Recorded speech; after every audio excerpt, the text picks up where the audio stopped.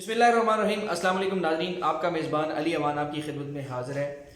آج جس سٹوری پہ میں بات کرنے جا رہا ہوں یہ ایک بہت اہم ایشو ہے جو اس وقت جو ہے وہ ہمارے ملک میں زیر گردش ہے، اور عوام کے لیے اس ایشو کو سمجھنا نہایت ضروری ہے، کیونکہ دن بھر ہمارا عام پبلک کا جو ہے وہ ان لوگوں کے ساتھ رابطہ تعلق واسطہ ان کے دفاتر میں آنا جانا رہتا ہے۔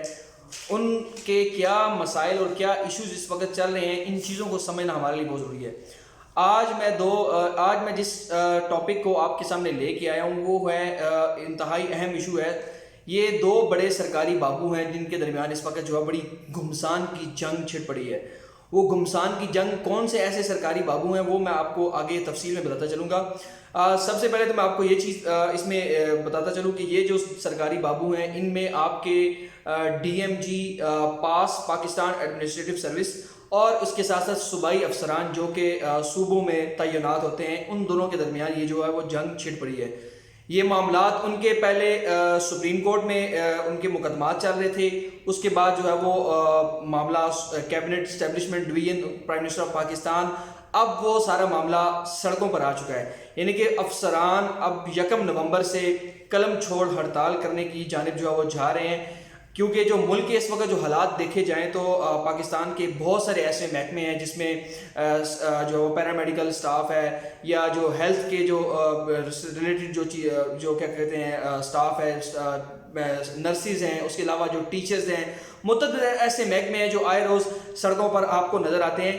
اب جو ہمارے جو افسران بالا ہیں جن میں آپ کے ڈپٹی کمشنرز ہیں، اسسٹنٹ کمشنرز ہیں، اس طرح کی جو پوسٹ پر جو تعینات افسران ہیں وہ بھی سڑکوں پر جانے پر مجبور ہو چکے ہیں۔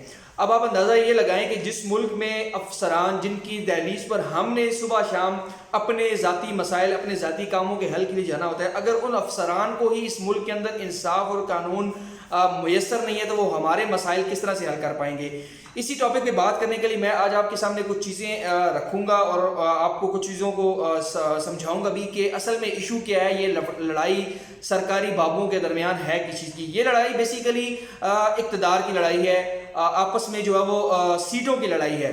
یہ وہ سرکاری بابو ہیں جو ہمارے ہی ٹیکس کے پیسے پر جو ہے وہ ان کے لاکھوں روپے جو ہے ماہانہ اخراجات ہیں وہ ہمارے ٹیکس ہماری جیبوں سے جو وہ ٹیکس جو ہے وہ گورنمنٹ جو وہ کاٹ کر نکال کر جو وہ ان کے اخراجات پورے کرتی ہے۔ 20-20 30-30 کنال کو یہ کہ جو بڑے بڑے گھروں میں یہ رہتے ہیں، ان کا جو رہن سہن اگر آپ دیکھیں ان سرکاری بابوؤں کا تو آپ کی جو وہ عقل دنگ رہ جائے۔ ان کے آگے پیچھے لمبے چوڑے گاڑیوں کے پروٹوکولز بھی ہوتے ہیں، لمبی چوڑی گاڑیوں میں بیٹھ کے جو ہے وہ افسر شاہی کے مزے لوٹ رہے ہوتے ہیں۔ اب یہ جو سرکاری بابو ہیں ان کی لڑائی کی وجہ سے ہونے کیا جا رہا ہے کہ ایک تو یہ قلم چھوڑ ہڑتال کریں گے، کیا اس سے پاکستان کا ریاست کا پاکستان کے عوام کا نقصان نہیں ہوگا؟ جب یہ قلم چھوڑ ہڑتال پہ چلے جائیں گے اپنے ذاتی مفادات کے لیے، پبلک کے لیے ان کے دفاتر کے دروازے بند ہو جائیں گے، کیونکہ یہ تو دفاتر میں پہلے بھی موجود نہیں ہوتے، اب انہوں نے نیا بہانہ بنا کر جو وہ اپنی ایک تحریک شروع کی ہے، اس تحریک کے لیے یہ سڑکوں پر جانے پہ مجبور ہو گئے ہیں۔ یہ معاملہ کیا ہے؟ وزیر اعظم کی ایک مشیر ہیں ڈاکٹر عشرت حسین، جن کا نام آپ نے پہلے بھی سنا، یہ مشرف دور میں بھی جو ہے وہ حکومت میں تھے، اس کے بعد بھی بہت ساری جو ہے وہ اہم پوسٹوں پر تعینات رہ چکے ہیں۔ اس وقت جو ہے وہ ان کو سول سروس ریفارمز کا جو ہے وہ ہیڈ بنایا گیا ہے، جس کو وہ ہیڈ کر رہے ہیں سول سروس ریفارم۔ اب سول سروس ریفارم کی اگر بات کی جائے تو میں جو چیز ابھی آپ کو بتانے جا رہا ہوں یہ چیز انتہائی اہم اور بڑی جو ہے وہ آپ کے لیے تشویشناک بھی ہوگی کہ ہمارے ملک میں جو تعینات سرکاری افسران ہیں، یہ ان کی جو تعیناتی کا جو طریقہ کار ہے، جس رولز کے تحت ان کی تعیناتی ہوتی ہے، وہ ٹوٹل جو ہے وہ غیر آئینی اور غیر قانونی طریقہ کار ہے۔ آپ یہ بات سن کر بڑے حیران ہوئے ہوں گے کہ یہ بات کیسے میں کہہ رہا ہوں؟ جی ہاں، یہ جو افسران کی تعیناتی ہوتی ہے غیر آئینی اور غیر قانونی طریقے سے ہوتی ہے۔ کیونکہ جو کوئی بھی جو ریاست ہوتی ہے اس کے کچھ پرنسپلز ہوتے ہیں، پرنسپل آف اسٹیٹس ہوتے ہیں۔ اب ہماری ریاست کا جو مین جو کیا کہتے ہیں مین جو اس کے جو اہم جو ستون ہے وہ کیا ہے؟ مقننہ ہے، اس کے بعد عدلیہ ہے اور انتظامیہ ہے۔ اب جو ہماری پارلیمنٹ ہے یا اس کے بعد جو عدلیہ ہے وہ آئین اور قانون کے مطابق تو وہ جو ہے وہ ڈھلی ہوئی ہیں، ان کے جتنے بھی معاملات آئین اور قانون کے مطابق چل رہے ہیں، لیکن ریاست کا جو اہم ترین ستون ہے جس کے ساتھ وفاق اور صوبوں کی جو وہ سارا نظام جس کے ساتھ چلایا جا رہا ہوتا ہے وہ ہے انتظامیہ۔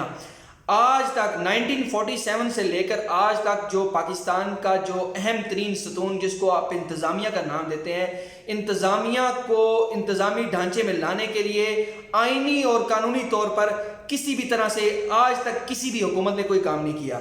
ہم سے اب جو موجودہ حکومت تحریک انصاف جو تبدیلی کا نعرہ لے کر جو اقتدار میں آئی، اس حکومت نے بھی اپنے 2 سالوں میں ابھی تک کوئی جو وہ اس حوالے سے کام نہیں کیا. وزیر اعظم صاحب نے ڈاکٹر عشرت حسین جو کہ ان کے ایڈوائزر ہیں، ان کی سربراہی میں ایک کمیٹی تو تشکیل دے دی ہے سول سروس ریفارم کی، لیکن اب وہ کام کیا کر رہی ہے؟ وہ بھی وہی کام کر رہے ہیں جو کہ سابقہ حکومتوں میں ہو رہے تھے. اب یہ 2 بڑی لابیاں ہیں، ایک تو پی ایم ایس افسران کی اور دوسری جانب جو ہے وہ Pakistan administrative service D M G group.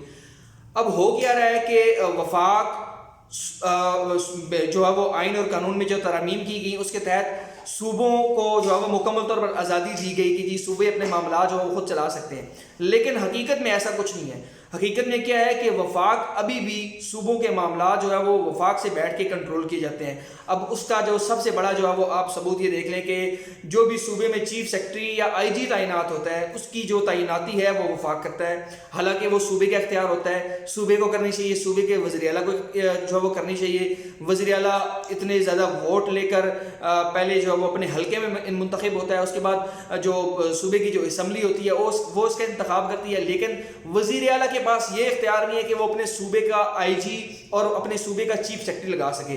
وہ کس نے لگانا ہے جی؟ وفاق نے لگانا ہے. کیوں لگانا ہے؟ جب اب وفاق یہ کام کرتا ہے تو اس کے کرنے کے بعد جو صوبے کا جو وزیر اعلیٰ ہے یا جو صوبے کی اسمبلی ہے اس کو وہ معطل کر کے یہ سارے کام کر رہے ہوتے ہیں.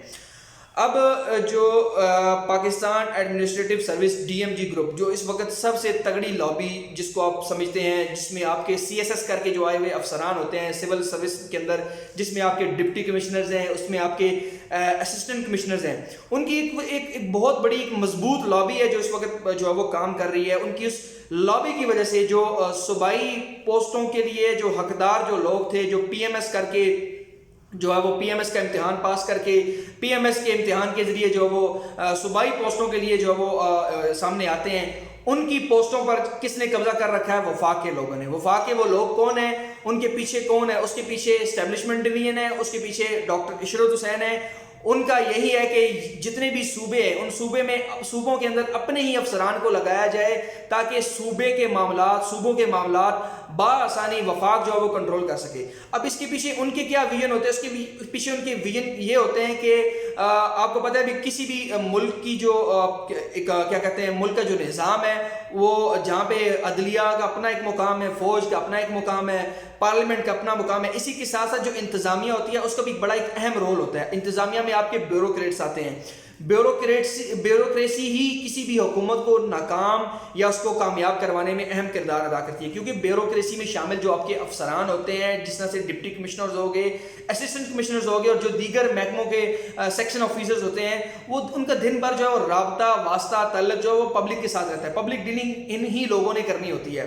اب جب یہ پبلک ڈیلنگ اچھی طریقے سے نہیں کریں گے، ابھی تک جو 2 سالوں میں پاکستان تحریک انصاف کی حکومت کے اندر ابھی آپ دیکھ لیں جو مہنگائی جو ہے وہ کنٹرول نہیں ہو پا رہی، مہنگائی دن بدن بڑھتی جا رہی ہے. اس کے علاوہ جو دیگر جو مسائل ہیں وہ گمبھیر ہوتے جا رہے ہیں. ان سب مسائل کی جڑ یہ ہماری بیوروکریسی ہے. یہ جو ہمارا افسر شاہی جو نظام ہے وہ ان سب مسائل کی جڑ ہے. یہ بیوروکریٹس چاہتے ہی نہیں ہے کہ پاکستان ترقی یا خوشحالی کی راہ پر گامزن ہو. یہ بیوروکریٹس صرف اپنے لمبے چوڑے پروٹوکولز کے چکر میں، عالی شان گھروں اور بنگلوں کے چکروں میں رہتے ہیں. ان کا عوام کے ساتھ کسی قسم کا کوئی لینا دینا نہیں ہوتا.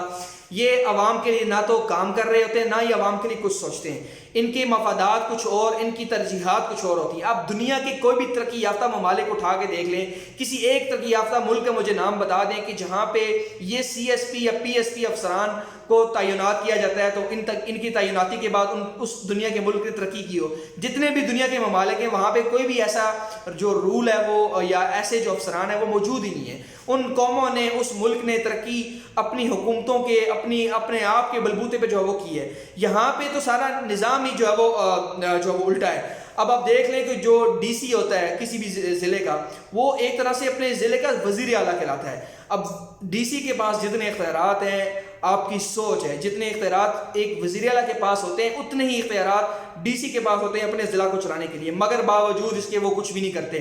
یہ جو سرکاری بابو ہوتے ہیں پورا دن یہ گھروں میں بیٹھے رہتے ہیں, اپنے کیمپ آفس میں, اپنے بڑے بڑے عالیشان گھروں میں انہوں نے کیمپ آفس بنائے ہیں, وہیں پہ بیٹھ کے بس کچھ ڈاکس آ جی ان ڈاکوں کو سائن کر دیا, بس ان کا یہ جو کام ہوتا ہے. بس فوٹو سیشن کے لیے نکلا, 2-4 تصاویریں بنوائی, اس کے بعد واپس آ گیا. اب ان کی جو لڑائی چل رہی ہے وہ لڑائی, اس کی طرف میں اپنے اصل ٹاپک کی طرف آتا ہوں, وہ یہ ہے کوئی بھی جو صوبے ہیں ان صوبوں کے اندر جو کیا کہتے ہیں جو پوسٹوں کے حقدار جو لوگ ہیں وہ صوبائی افسران ہوتے ہیں. وہ صوبائی افسران کون ہیں؟ وہ پی ایم ایس کے لوگ ہیں. اب پی ایم ایس کے افسران نے, یہ میرے پاس سارے ڈاکومنٹس موجود ہیں, میں آپ کو دکھا سکتا ہوں.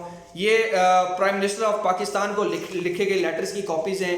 اس کے ساتھ ساتھ جو ہے وہ فیڈرل پبلک سروس کمیشن کے چیئرمین کو لکھے گئے لیٹرز کی کاپیز ہیں. اس کے ساتھ ساتھ جو ہے وہ سیکٹری اسٹیبلشمنٹ ڈویژن کو لکھے گئے لیٹرز کی کاپیز ہیں کہ متعدد بار ان پی ایم ایس افسران نے وزیر اعظم, سیکٹری اسٹیبلشمنٹ ڈویژن اور اس کے ساتھ ساتھ فیڈرل پبلک سروس کمیشن کے جو چیئرمین ہیں ان سے درخواست کی ہے, ان سے یہ گزارش کی ہے کہ جو صوبائی افسران کا حق مارا جا رہا ہے, جو کہ اسٹیبلشمنٹ ڈویژن اور ڈاکٹر عشرت حسین کی سربراہی میں جو قائم جو کمیٹی ہے وہ ان کا حق مار رہی ہے.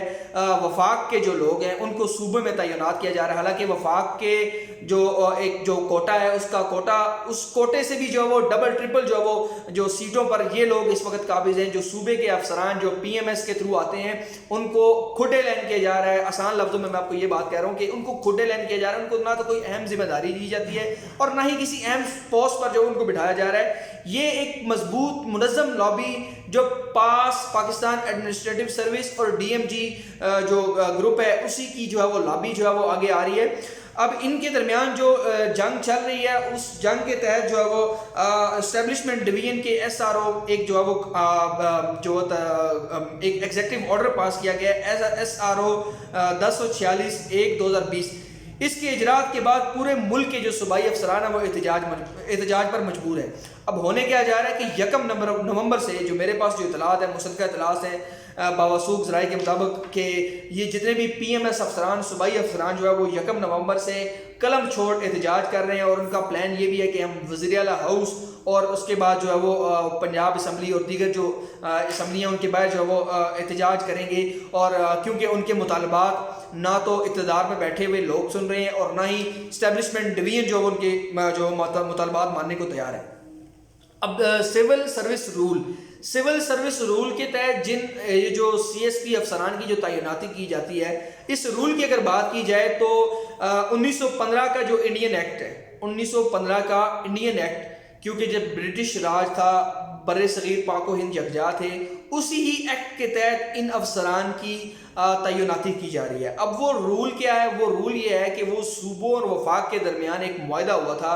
معاہدہ یہ تھا کہ ہمارے اس وقت کے جو لیڈران تھے وہ یہ چاہتے تھے کہ وفاق جو ہے وہ وفاق میں بیٹھ کر جو وہ صوبوں کے نظام کو کنٹرول کر سکے. وہ 1954 میں ایک معاہدہ ہوا تھا.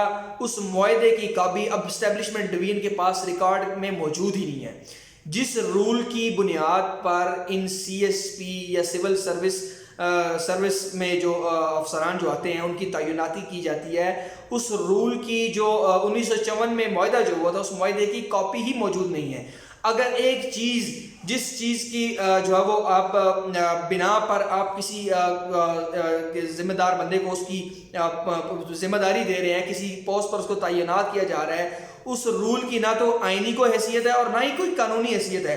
اور جس رول 1954 کی وہ بات کرتے ہیں اس 1954 کے رول کی اسٹیبلشمنٹ ڈویژن کے پاس کوئی ریکارڈ بھی موجود ہی نہیں ہے. تو جب آپ کے پاس کسی چیز کا ریکارڈ ہی موجود نہیں ہے تو کیسے جو ہے وہ آپ اسی ہی رول کی بنیاد پر سول سروس ریفارم کر سکتے ہیں, یا اسی ہی رول کی بنیاد پر آپ جو سی ایس پی افسران کی جو ہے وہ لابی کو مضبوط کر سکتے ہیں.